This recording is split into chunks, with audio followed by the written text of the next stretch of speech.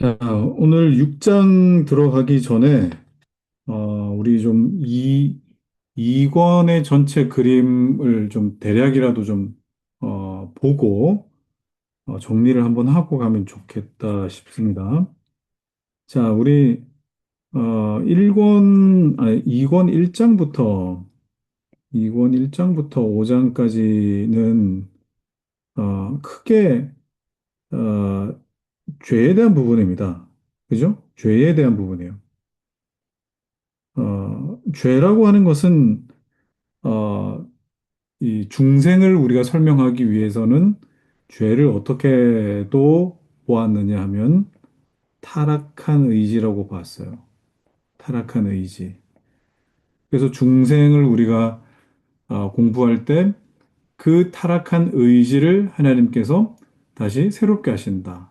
타락한 의지의 전환, 의지의 전환이었다. 이렇게 우리가 좀 공부를 했어요. 그래서 1장부터 5장까지는 그 죄에 대한 부분입니다.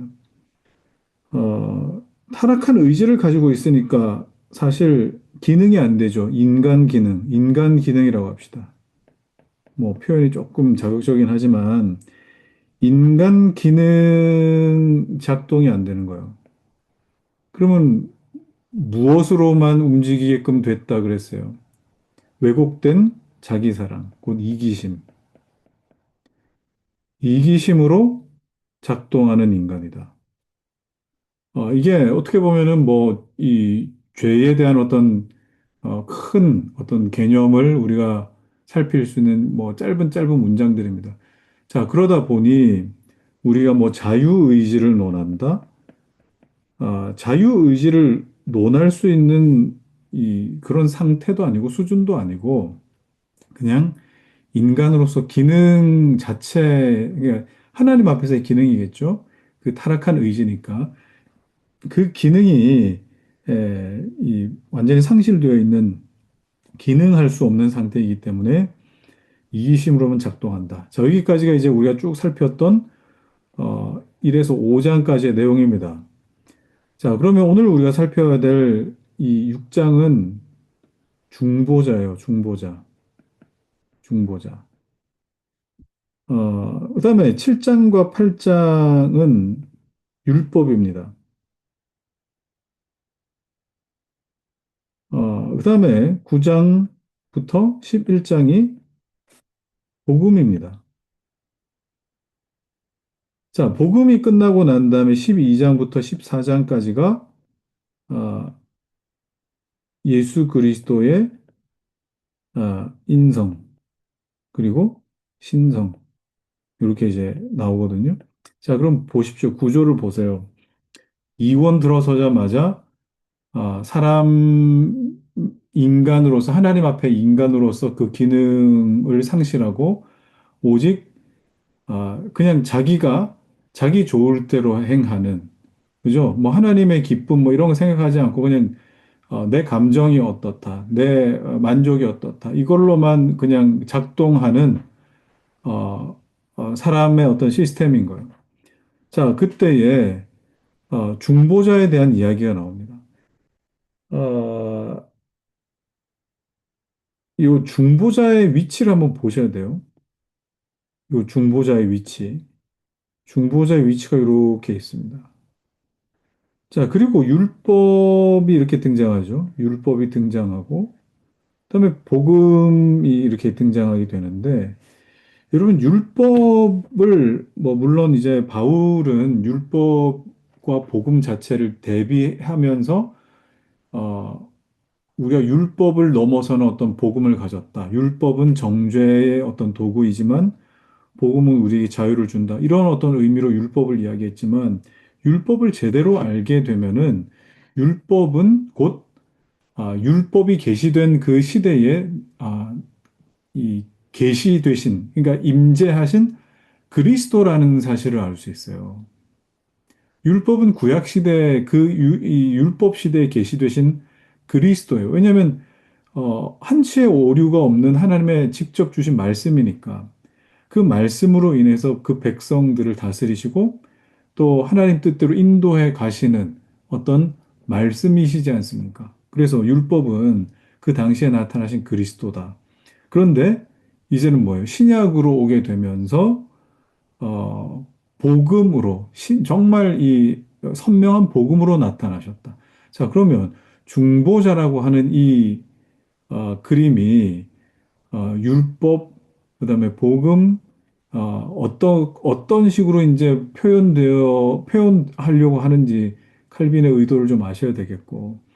그리고 이제 12장부터 14장까지 쭉 설명하는 것은 그러기 위해서, 그러니까 더 선명한 복음을 나타내기 위해서 뭐가 필요하다고요?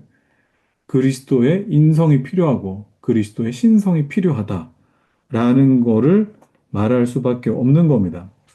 자, 그러면 그리스도의 인성과 신성에 대한 구체적인 설명이 뭐예요? 이게 바로 삼직, 왕이요, 제사장, 선지자다라고 하는 거. 그다음에 16장.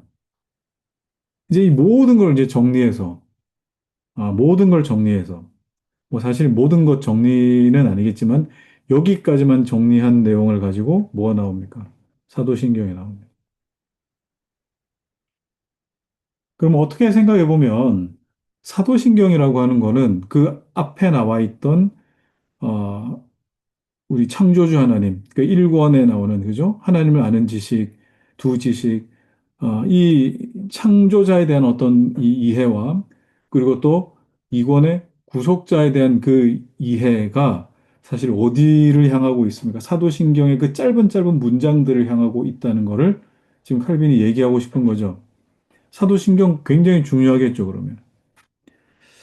자, 17장부터 16장, 17장, 이렇게 됩니다. 자, 그러면 이제 오늘은 이제 중보자에서 이제 한번 읽어가면서 살펴보도록 하겠습니다. 자, 타락한 인간은 그리스도 안에서 구원을 추구해야만 한다. 아, 그러면 여러분 이제 그 1권 같은 경우에는 뭐예요? 1권은 창조자에 대한 어떤 에, 뭐라 그럴까? 창조자에 대한 어떤 그 지식이겠죠. 2권은 뭡니까? 2권은 구속자에 대한 지식입니다. 자, 그러니까 1권 2장에서도 두 지식, 어, 1권 2장에서 창조주 하나님과 구속자를 함께 생각할 수 있어야 된다라고 우리가 살폈었는데, 대부분 많은 사람들이 창조주 하나님과 구속자 되신 하나님을 따로따로 생각하는 경향이 굉장히 많아요. 아니요, 따로따로 생각해서는 안 되고, 창조주 하나님과 구속자, 이 하나님을 함께, 투 채널로 함께 생각해야 돼요. 함께. 이걸 놓치게 되면은, 나중에는 이제 구약은 창조주 하나님, 신약은 구속자 하나님, 이렇게만 생각을 해버리는데, 이거 굉장히 어, 편파적이죠. 단편적이고. 자, 그래서 이 창조자와 구속자를 한 개념 안에 담은 것이 뭐냐? 바로 중보자죠. 중보자라고요. 자, 그러니까 창조자와 구속자를 한 개념 안에, 이 한 개념 안에 이렇게 해가지고, 그죠? 이게 바로 중보자.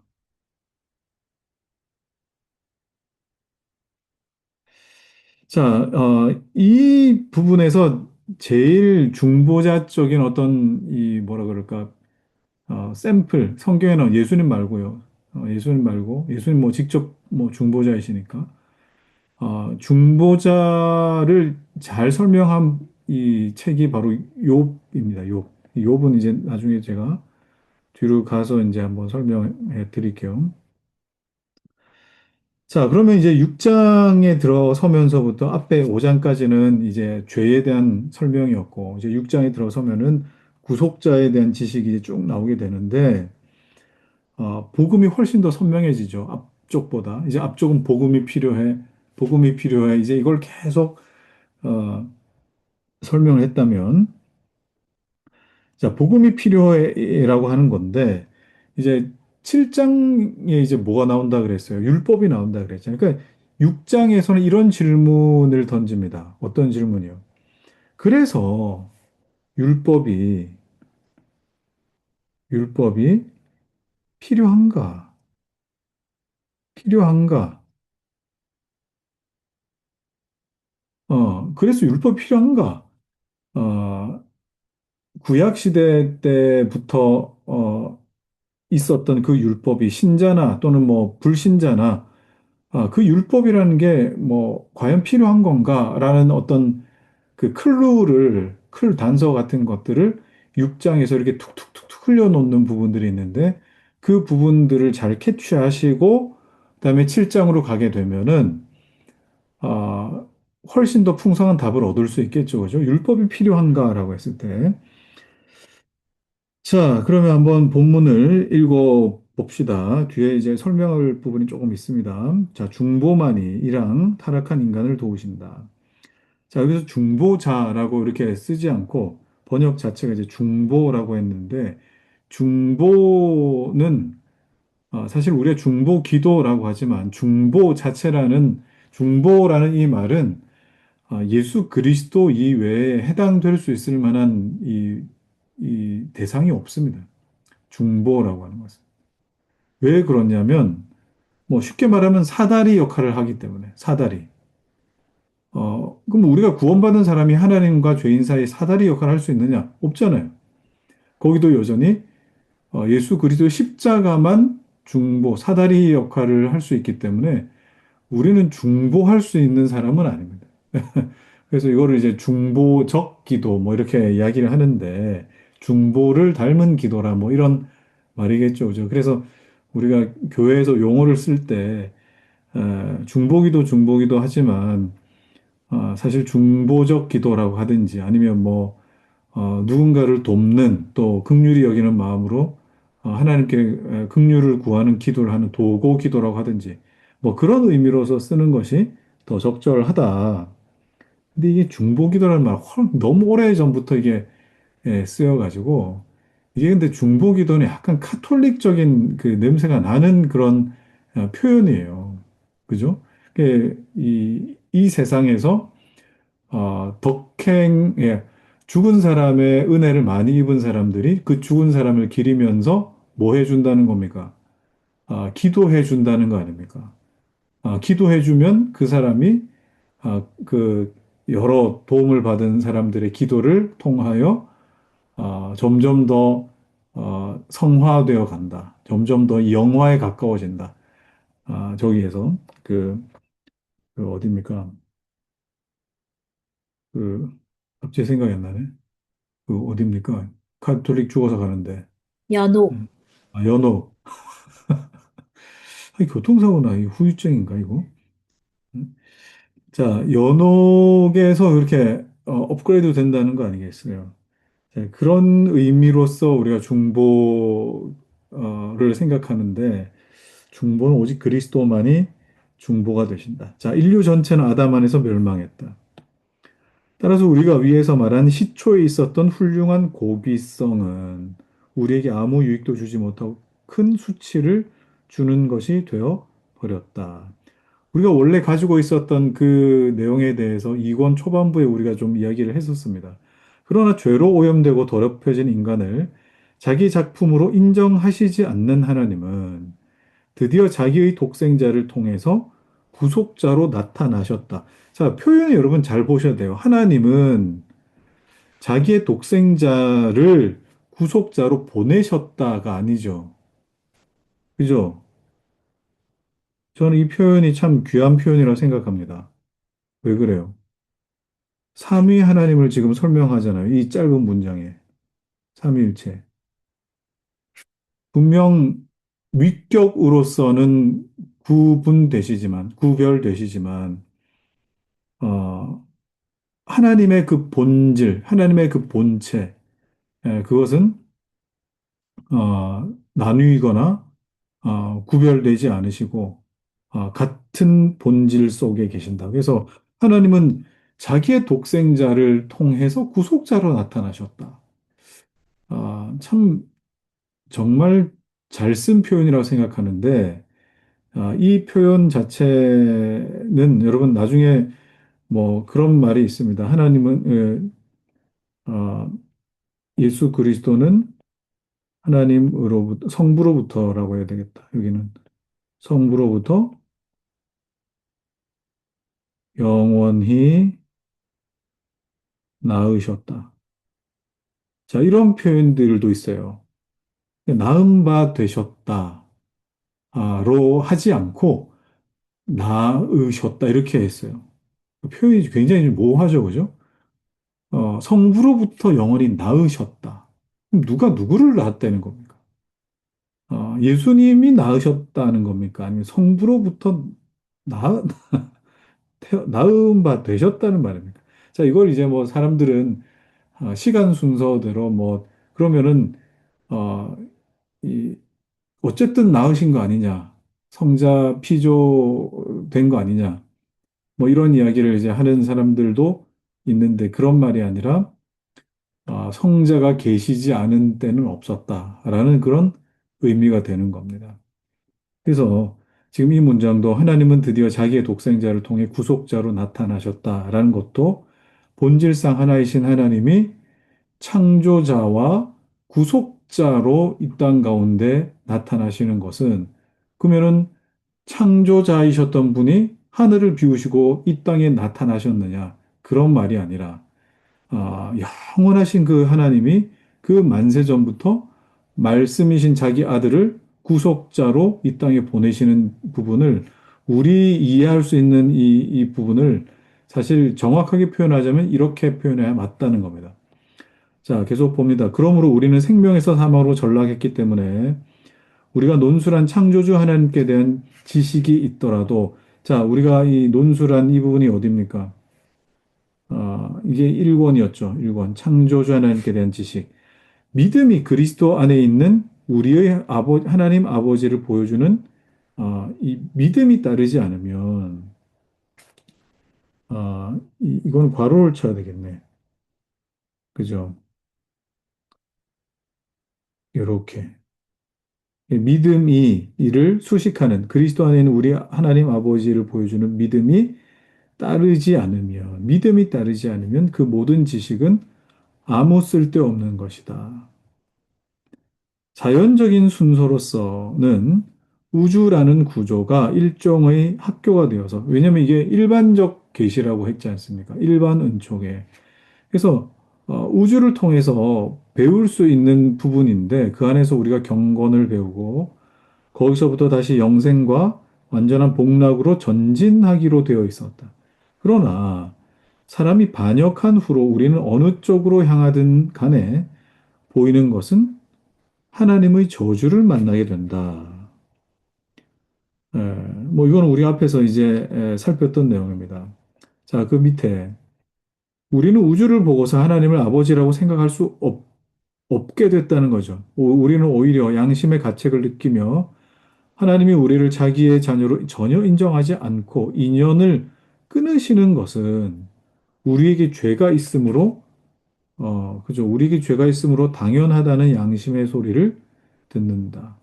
그러니까 하나님께서 굳이 말씀하지 않아도 우리 안에 있는 그 양심이 우리의 죄성을 고발한다는 거죠. 우리 마음의 눈도 어두워져서 참된 것을 깨닫지 못하기 때문에 둔해지고 은혜를 모르게 된다.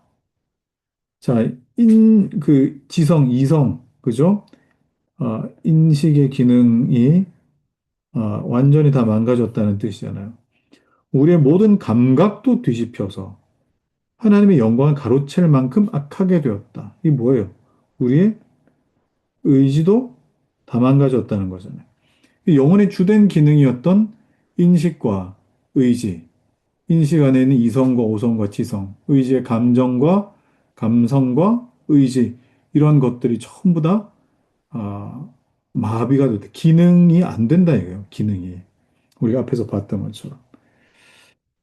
자, 바울이 전도에 미련한 것을 통해서 하나님을 어떻게 해요? 하나님께서 믿는 자들을 구원하기로 기뻐하셨다는 말을 했는데 수많은 기적이 가득히 들어찬 하늘과 땅이 웅대한 아, 조금 말이 표현이 좀 어색한데 땅의라고 해야 되겠네요. 그죠? 하늘과 땅의 웅대한 극장을 바울은 하나님의 지혜라고 부른다. 이것을 보면 우리는 지혜를 얻어 하나님을 알 수 있었을 것이지만 그 혜택을 받지 못하기 때문에 하나님께서는 그리스도를 믿으라고 우리를 부르시는 것이다. 그러나 불신자들은 이 믿음을 어리석다고 보아서 멸시한다. 그러니까 하나님을 알라고 전달하는 어떤 일반 계시, 이건 뭐 일반 계시겠고, 그다음에 어, 그리스도를 믿으라. 이거 뭡니까? 그건 어, 전도, 하나님의 말씀을 드러내는 것이라고 이렇게 볼 수가 있는데, 이거 뭐 특별 계시를 나타낼 수도 있는 것이겠고. 근데 불신자들은 이걸 통해서 하나님을 알아가는 것에 대해서, 여러분 믿음은 이제 삼권에 대해서 보겠지만, 어, 하나님을 아는 지식이라고 여러분 보셔야 됩니다. 이 지식에 성령께서 조명하실 때에 우리에게 믿음이 생기기 때문에, 자, 하나님을 아는 지식을 어리석다고 생각을 합니다. 자, 그러므로 십자가의 도를 전파하는 것은 우리의 인간적인 성향과 맞지 않더라도 하나님께로 돌아가기 원한다면, 자, 만에 하나 이런 사람들이 나타난다면, 지금 우리가 멀어진 우리의 창조주에게로 돌아가서 그가 다시 우리의 아버지가 되어 주시기를 원한다면, 우리는 십자가의 전도를 겸손하게 받아들여야 한다. 이게 이제 그리스도 안에 있는 사람들이라는 거예요. 틀림없이 처음 사람의 타락 이후로 중보를 떠나서는, 자, 여기도 나오죠. 중보를 떠나서는 하나님에 대한 지식에 구원을 얻게 하는 힘이 없었다. 자, 그러면 첫 사람 타락 이후로 신약 시대 중보자 그리스도가 나타나신 것이 아니라 첫사람 타락 이후로 끊임없이 그리스도는 나타나셨다는 겁니다. 자, 그 밑에 영생은 아버지를 유일하신 참 하나님으로 믿고 그의 보내신 예수 그리스도를 아는 것이니다라고 하신 그리스도의 말씀은 그리스도의 시대뿐만 아니라 모든 시대를 포함한다. 자, 그럼 이제 뒤에는 그 모든 시대에 예수님 어떻게 나타나셨는가가 드러나겠죠, 그죠? 자, 그 밑에 그뿐 아니라 그리스도께서는 사마리아 여인에게 너희는 알지 못하는 것을 예배하고 우리는 아는 것을 예배하노니 이는 구원이 유대인에게서 남이라. 이런 말씀으로 그리스도께서는 모든 이방 종교를 잘못된 것이라고 정죄하시는 것과 똑같이. 자, 알지 못하는 것을 예배하는 것은 여러분 이거는 뭐 때문에 알지 못하는 걸 예배합니까? 알지 못하는 거 예배할 수 있습니다. 이 세상의 예배는 알지 못하는 것을 예배하거나 아는 것을 예배하거나 둘 중에 하나밖에 없어요. 근데 알지 못하는 것을 예배하는 건 뭡니까? 하나님에 대한 인식이 없는 거죠. 하나님 누구신가? 어, 하나님 계신가? 하나님 누구신가?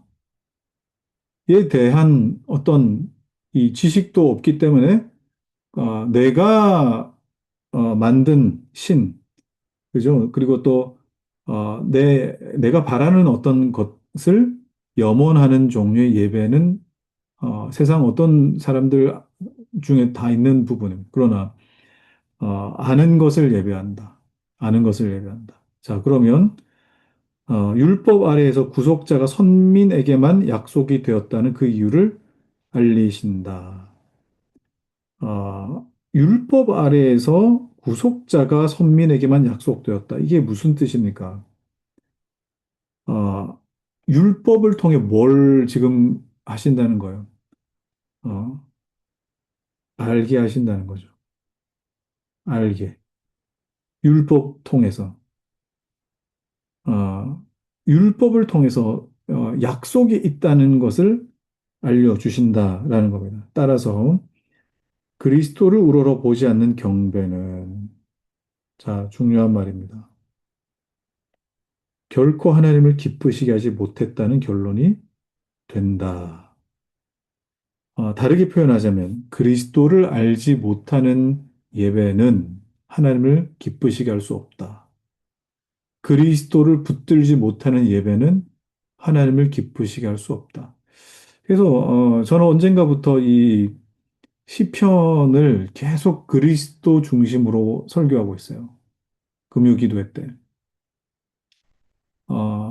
근데 이게 저한테도 유익합니다. 그래서 그리스도 중심으로 계속 시편을 보고 있고, 그다음에 주일은 또 주일 말씀대로 보고 있고. 그런데 모든 예배 때 그리스도를 우리가 알지 못하고 빠뜨려 버리게 된다면, 그건 알지 못하는 것을 예배한 꼴이 되고 만다는 거예요. 같은 이유로 우리가 기도할 때도 제일 마지막에 예수 그리스도의 이름으로 기도합니다. 라는 것도 그 모든 기도가 알지 못하는 누군가로 말미암아 되는 기도가 아니라는 걸 우리가 고백하기 때문에 그런 겁니다.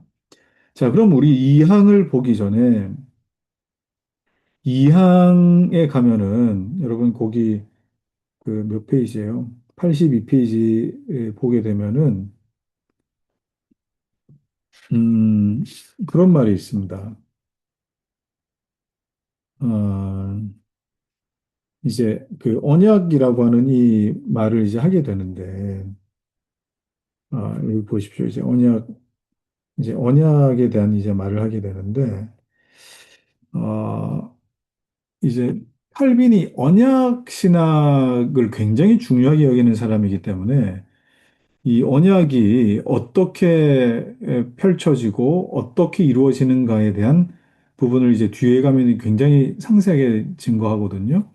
자, 그런 의미에서 이 이항이 어떻게 보면은 이제 언약이 나타납니다. 이제 언약에 대해 본격적으로 이제 이야기할 겁니다 하는 하나의 뭐라 그럴까 좀 복선 뭐 이렇게 좀 미리 깔아놓는 그런 부분들 있죠. 그런 어떤 내용이 되기도 하는데 뭐 좀 봅시다. 그래서 이 언약은요.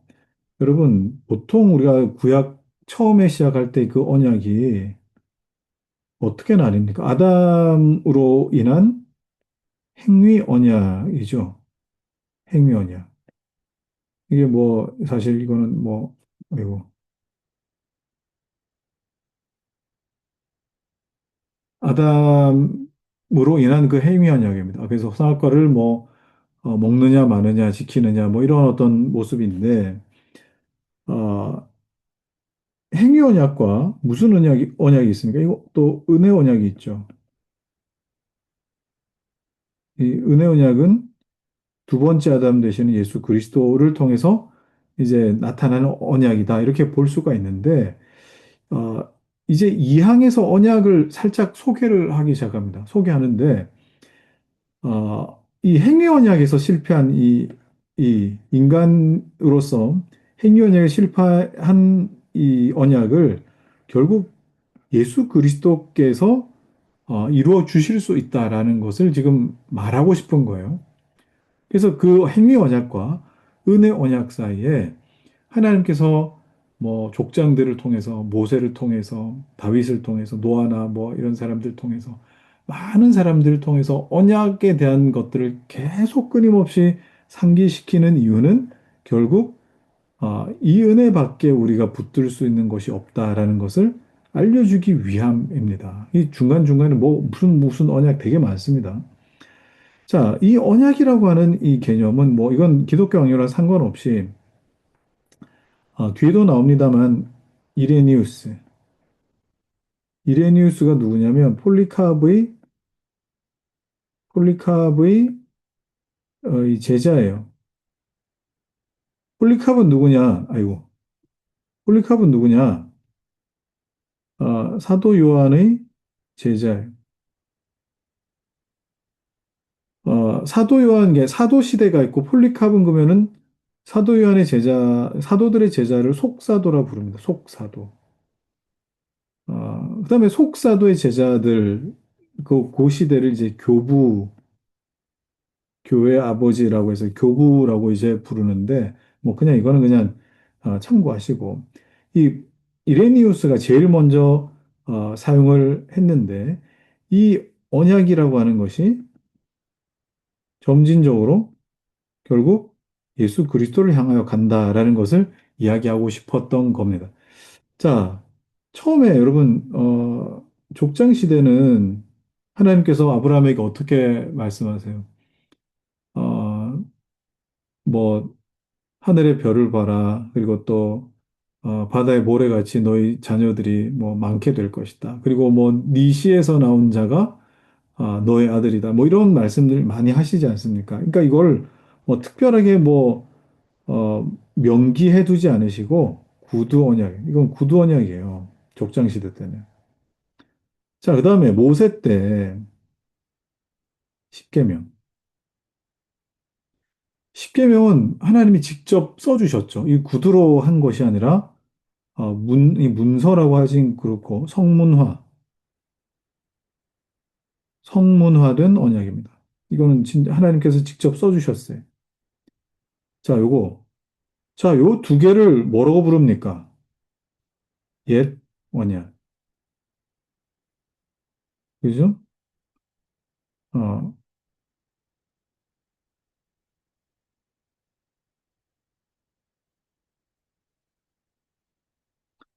어, 구약입니다. 구약. 자, 그러면 예수 그리스도의 새 언약. 이거 이제 은혜 언약이라고도 이제 아까 했죠, 그죠? 이건 뭡니까? 뉴, 어, 뉴 테스타먼트. 이건 신약이라고 이렇게 우리가 배웠습니다. 자, 그러니까 어, 이 오직 예수 그리스도를 통해서만 그 언약이 지켜질 수 있다. 하나님께로 나갈 수 있다 하는 걸 우리가 쭉 이런 내용들을 통해서도 알 수가 있는 겁니다. 자, 그러면 이제 구체적으로 그 언약들이 어떻게 나타났는가가 이제 쭉 나옵니다. 중보를 떠나서 하나님이 저 옛날 백성에게 은혜를 베푸신 일이 없고 은혜를 받으리라는 소망을 주신 일도 없다. 그 옛날부터 중보자는 계셨다는 거예요. 그럼 율법에 있는 제사는 뭐냐? 이 율법에 있는 제사 자체가 중보였다. 중보자였다. 그럼 예수님이 율법에 기록된 제사의 형태로 이스라엘에게 계시되셨다는 거예요. 율법에 계시된 그 제사의 형태로. 자, 그래서 제사가 뭡니까? 그리스도만이 행하시는 속죄를 드러내시고 또 그리스도만을 찾으라. 그로 인하여 구원받으라를 가르쳤지만 나는 그 제사들을 말하지 않고 오로지 교회의 기쁘고 복받은 상태는 언제나 그 토대가 그리스도라는 인격에 있었다는 걸 말할 뿐이다. 그냥 제사 자체에 우리가 뭐 번제, 화목제, 뭐 속죄제, 속건제 이런 걸 집중할 것이 아니라 결국 그리스도 필요하다는 걸 말하고 있다. 육신으로 아브라함의 후손인 사람이 모두 그의 후손인 것이 아님은 우리가 아는 바이기 때문이다. 자, 그러면 이게 무슨 말입니까? 아, 모든 자손들 중에 하나님께서 아, 네 시중에 네 시중에 뭐 구원자가 있을 것이다. 뭐 왕이 있을 것이다. 다윗을 통해서도 뭐 말씀하신 것이 있고 이게 다 뭐 어떤 특별한 사람의 어떤 인물, 사람 캐릭터를 지금 지칭하는 것이 아니라 예수 그리스도를 향한 약속이라고 하는 거예요. 자, 그래서 보시면 아브라함의 후손인 사람이 여기 뭐 이스마엘도 있었잖아요. 그리고 또 여러 뭐 이 부인을 통해서 낳은 아들들도 있는데 그렇다고 해서 그의 후손이 아니잖아요. 뭐 혈육으로는 후손일 수도 있겠지만 약속, 언약적 차원에서는 이삭만 그렇다. 이삭만. 근데 그 이삭 자체에 우리가 볼 것이 아니라 아브라함과 이삭과 야곱과 그리고 또 유다와 여러 계보를 통해 가지고 다윗과 또 다윗의 그 후손들을 통해 나타난 마리아 요셉을 통해서 나타나실 예수 그리스도, 예수 그리스도 그분을 향하고 있다라고 하는 겁니다. 자, 이게 어떻게 보면은 하나님께서 미리 아브라함 때부터 약속하신 바인 거예요, 이게. 이건 그냥 이삭이 있을 것이다. 네가 그냥 백세의 아들을 낳을 것이다. 그래, 아들을 나에게 주셨어. 노산인데 주셨어. 그런 차원의 의미도 물론 표면적인 것은 있을 수 있겠지만 결국은 뭡니까? 그리스도를 향하고 있다. 그리스도를 향해서 지금 하나님의 언약은 끊어짐이 없이 달려가고 있다. 지금 이걸 보여주는 거예요. 자, 같은 얘기죠. 이삭의 쌍둥이 아들 에서와 야곱은 어머니 태중에 있었을 때부터 택하심을 받고 버리심을 받았다. 이것은 어떻게 된 일인가? 장자가 버림받고 차남이 지위를 지킨 것은 어떻게 된 일인가? 많은 사람들이 상속권을 빼앗긴 일이 무슨 까닭이었는가? 이건 뭐 때문입니까? 하나님이 처음부터 이 약속하셨기 때문입니다. 그 약속을 지키시는 과정들이에요. 따라서 아브라함의 후손은 주로 머리인 한 분 안에서 인정되며, 그래요, 맞아요. 이것 때문에요. 어, 그러니까 머리를 향해 사실 가고 있는 거예요. 머리를 향해서. 머리를 향해서 그냥 택함을 받는 거예요. 머리를 향해서. 자, 그렇다면 여러분도 마찬가지죠. 머리 되신 그분을 향해서 택함을 받아가는 이 택함을 받는 거예요. 그러니까 내가 태어나서 어떻게 사다가 보니까 이렇게 예수 믿게 되고 뭐 이런 과정. 그러니까 역사적 위에서부터 이렇게 아래로 내려가는 그런 과정이라고 생각하지만 사실 역사적으로는 뭐 이렇게 내려가는 것처럼 보이겠지만 머리를 향하여 어떻게 그 지체들을 어, 밟아가시는 그 과정. 무슨 말인지 아시겠어요? 뭐 이게 좀 그려야 되나? 그림이 좀 그런데 내가. 자, 예수 그리스도. 자, 예수 그리스도를 향하여 하나님이 약속하신 게 있을 거 아닙니까? 하나님 언약. 그러면은 여러 사람들이 있을 텐데, 뭐 많은 사람들이 있을 텐데, 그 중에서 하나님이 밟아가시는 과정들이 있다고 이렇게. 그러면은 예수 그리스도를 향하게 하시는 이 사람들을 다 하나님이 뭐 하셨다는 거예요? 이미 그 언약 안으로 부르시고 작정하시고 택하여 부르셨다라고 하는 그런 의미입니다. 택하여 부르셨다는 것은 우리를 천국 가게끔 만드셨다. 그런 의미가 아니라 그리스도의 지체가 되게끔 하기 위하여 마치 조립하듯이 많은 사람들을 마치 조립하듯이 그렇게 하나님께서 미리 부르신 것과 같다. 그런 어떻게 그런 이미지로 보면 좋겠죠. 그래서 흩어진 사람들을 모으는 것이 직책인 그리스도가 나타날 때까지는 약속의 구원이 실현되지 않았다는 것이 분명하다. 이게 조각조각 흩어져 있는 것처럼 있다가 그리스도가 나타날 때 그 모든 아브라함도 그랬고 이삭도 그랬고 이 모든 사람들이 의미가 있어졌다. 자, 모세 때도 이 예수님에 대한 어떤 뭐, 그 많죠. 뭐, 이건 뭐, 한두 개가 아니고. 사무엘의 어머니 한나도 그랬어요. 여호와께서 자기 왕에게 힘을 주시며 이런 이 말을 했죠. 자기 기름 부음 받은 자의 뿔을 높이시리로다. 이게 그냥 뭐, 사무엘이나 뭐, 나중에 이제 뭐, 다윗이 세워질 뭐, 그런 부분도 있겠지만 결국은 그리스도다. 자, 다윗과 그 후손에게 그리스도의 산 형상을 보기 원하시는 것. 그러므로 다윗의 나라는 열 지파의 반란으로 붕괴했어요. 너의 나라가 영원하리라. 분명히 하나님이 다윗에게 약속하셨는데, 네 나라가 영원하리라 하셨는데, 어, 영원하지 않았죠. 다 무너졌지 않습니까? 바벨론에 다 뭐 끝나고 나라가 다 흩어졌는데, 그럼에도 불구하고 어, 이 보십시오. 동일한 약속 두세 번 반복되어서 결국 예수 그리스도께로 이어지게 하셨다라는 겁니다. 자, 간추리면 다른 사람들은 모두 버려두시고 다윗을 택하여 하나님의 영구히 기뻐하실 사람을 삼으셨으니 다른 곳에 있는 말씀과 같다. 결론을 말하면 하나님은 이와 같이 그의 교회를 보존하기로 정하셔서 저 머리 되시는 분에게서 그 건전성과 안전성을 얻게 하셨다.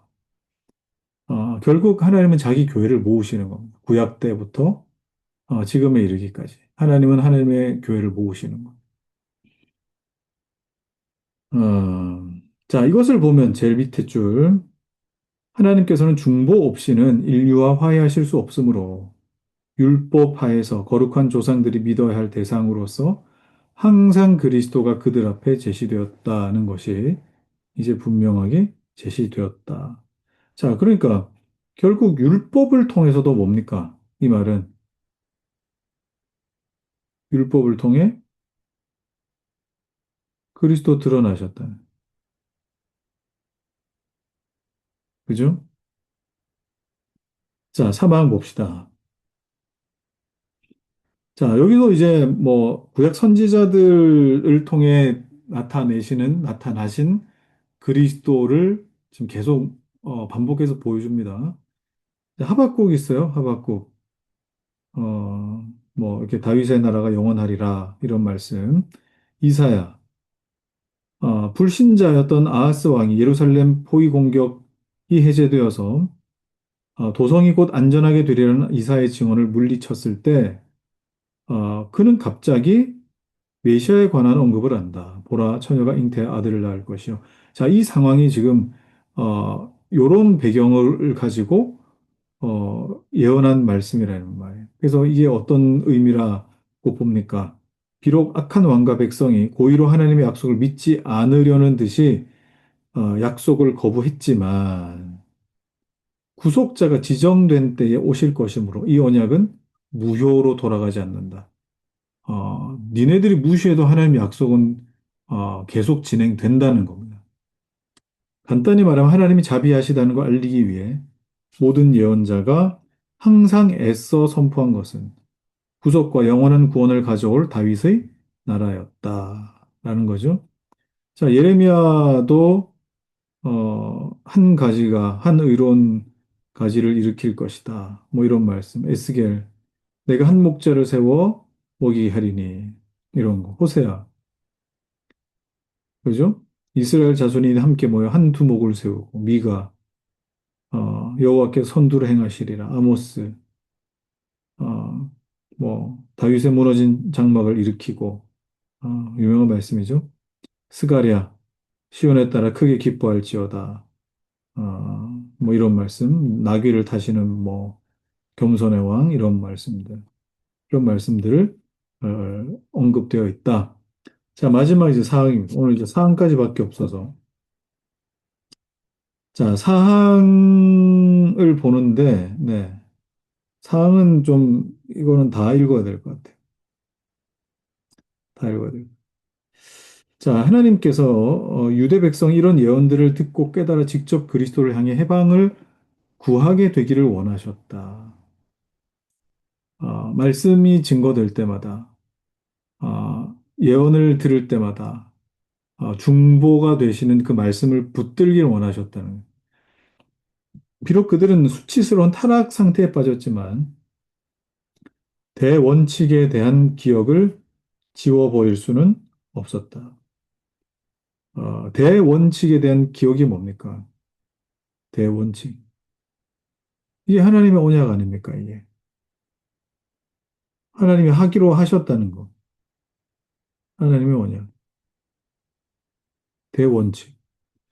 그래서 수치스러운 상태, 죄 가운데 있어도 대원칙은 바뀔 수가 없다는 거. 다윗에게 약속하신 대로 하나님이 그리스도의 손을 통해서 교회를 구원하시고 선민을 자기 백성으로 택하실 그 언약.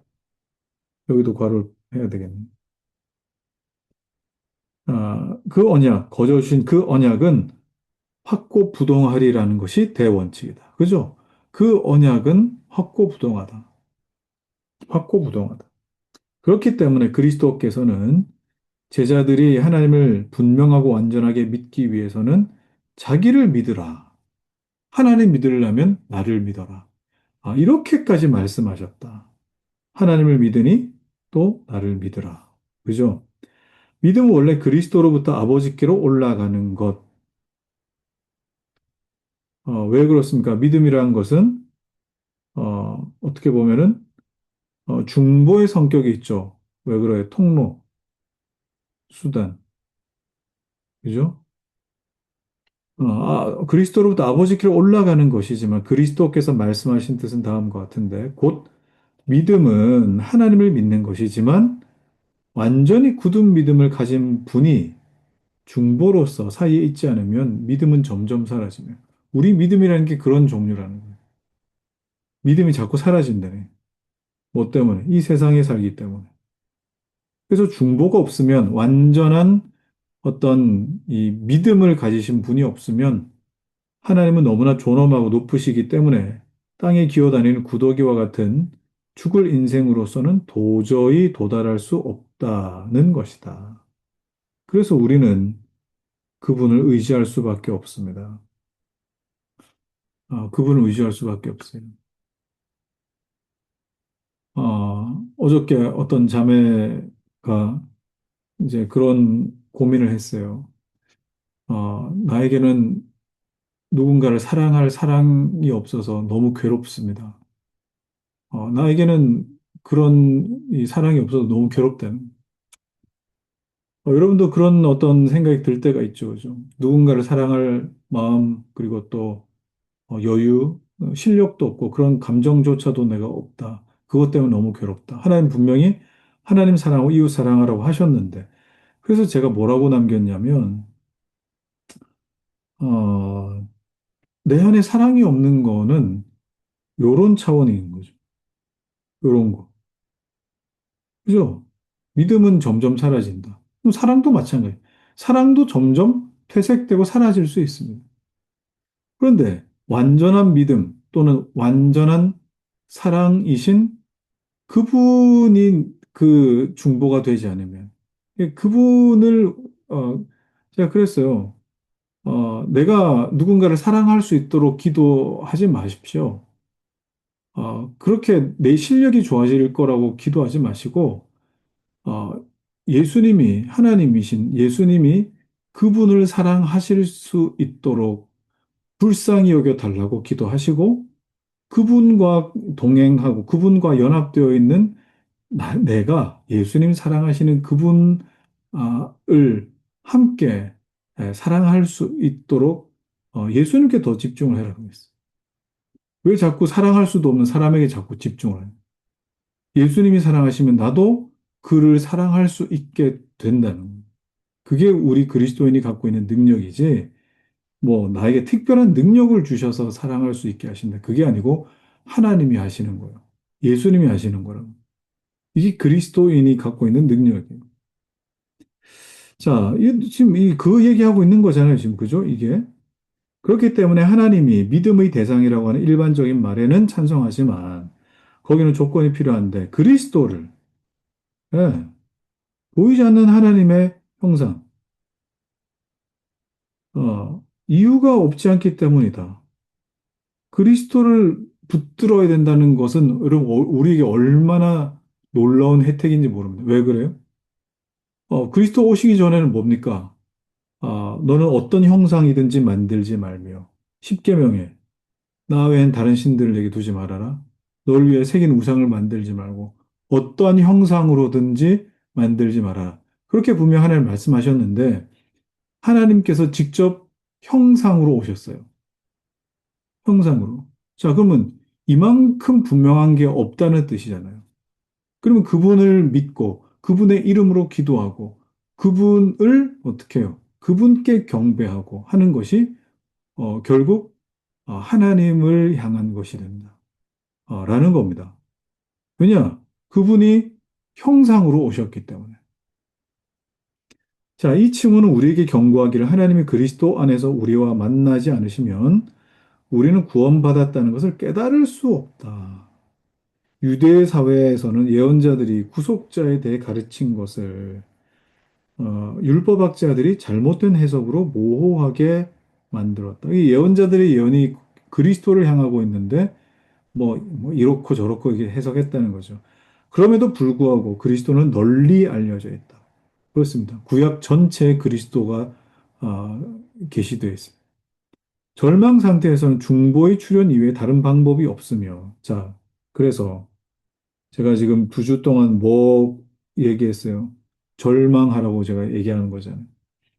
절망 상태에서 중보의 출현 외에 다른 방법이 없다는 거를 깨닫기 때문에, 거룩한 혼돈과 공허와 무너짐을 내가 경험해야 됩니다.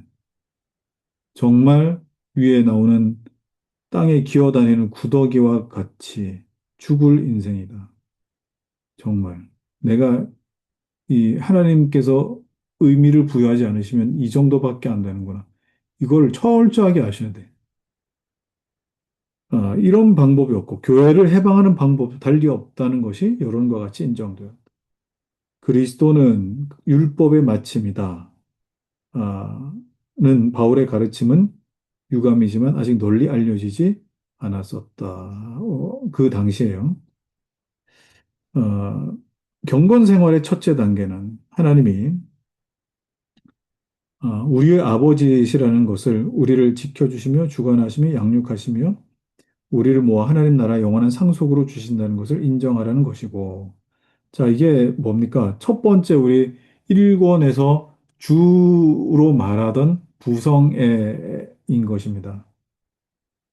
우리를 지키시고 양육하시고, 그죠? 그렇기 때문에 우리가 최근에 말하는 것이 그리스도를 떠나서 하나님을 안다고 하더라도, 자, 그리스도를 떠나서는 하나님을 안다고 하더라도 구원을 얻게 하는 지식이 될 수 없다. 자, 구속자 없이, 예, 없이 창조자를 안다. 알 수 없다는 거예요. 알 수가 없다는 거. 그래서 세상 처음부터 하나님께서는 택하신 모든 사람들 앞에 그리스도를 세우시고 그들이 그를 보며 믿게 하셨다. 그들이 그를 보며 믿게 하셨다. 네. 구약 곳곳에 나타납니다. 생명나무도 아담 때 있었죠. 그죠? 생명나무로도 나타나시고. 또 구름 기둥, 불 기둥, 또 만나, 하나님 말씀, 그죠? 뭐 이런 것들로 나타나시고, 또 뭐, 모세 때에 그 장대 위에 높이 달린 높뱀, 그 모습으로도 나타나시고, 십계명으로도 나타나시고, 또 뭐, 사람, 그러니까 뭐, 족장 시대에 천사처럼도 나타나시고, 이 예언자들의 수많은 예언과 경고로도 나타나시고 얼마나 많이 그리스도께서 임재하셨는지 모릅니다. 자, 그런 의미로 이레니우스도 말하기를 하나님 자신은 무한하시지만 우리 마음이 그 광대 무변한 영광이 압도되지 않도록 아들 안에 유한되게 하시고 유한하게 하시고 참 이 얼마나 영광스러운 표현입니까? 이런 표현들이 우리의 작은 척도에 자기를 맞추셨다. 예. 그게 중보자 되신 그 은혜다라는 겁니다. 중보자 되신 은혜. 너무 이 감격스러운 문장들 아닙니까? 이런 거. 가만히 보면은 이게 제가 이 제자훈련 교재 말이 어렵다고 하는 게 이런 데서 나오나 싶기도 하고.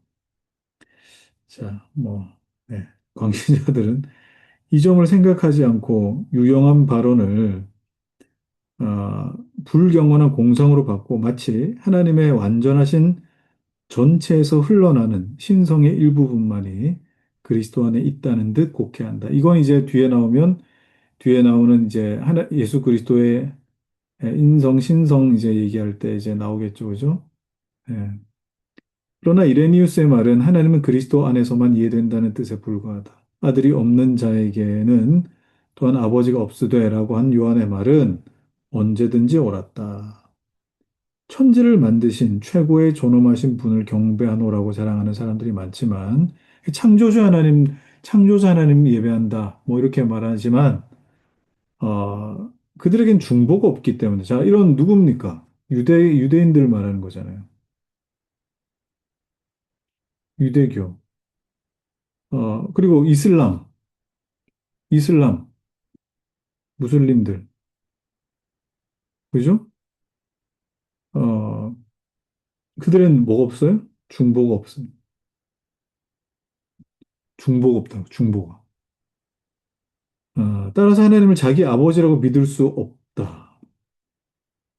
따라서 그리스도를 자기의 머리로 모시지 않은 그들은 하나님을 안다고 해도 그 지식은 잠시적인 것에 불과했다. 그 결과로 그들은 드디어 유치하고 추악한 미신에 빠져 자기의 무지를 폭로했다. 현재 회교도들도, 나오네, 여기. 무슬림들. 회교도들도 천재 창조자는 하나님이라고 힘껏 외치지만 그리스도를 부정하면서 우상으로 진정한 하나님을 대치하고 있다. 네.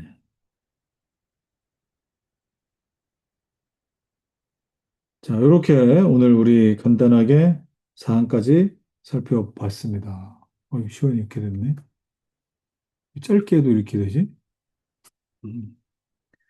자, 잠시 기도하고 마칩시다. 하나님, 아, 이 땅의 중보자 예수 그리스도를 알고 그 이름을 의지하고 부르고 또 외치고 찬양할 수 있다는 것에 깊은 감사와 찬양을 드립니다.